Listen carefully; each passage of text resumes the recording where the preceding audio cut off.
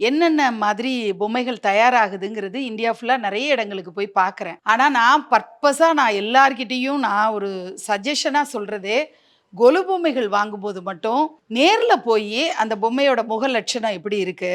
அது வந்து paper மெஷ்ல செஞ்சிருக்காங்களா? கிளேலயா? Wait எப்படி இருக்கு? அது வந்து என்ன மாதிரி பெயிண்டிங் குடுத்துருக்காங்க?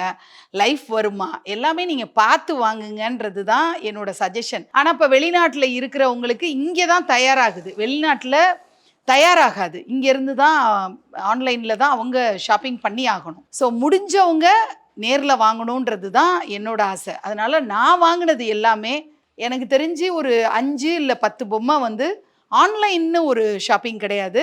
நான் ஃபோட்டோ பார்த்துட்டு எனக்கு பிடிச்சிருக்குன்னு அந்த சப்ளையர்ட்ட சொல்லி வேணா வாங்கியிருப்பேன். பட் எல்லா பொம்மைகளும் நேர்ல போயி நான் பார்த்து, தொட்டு பார்த்து, ரசிச்சு வாங்குனது தான்.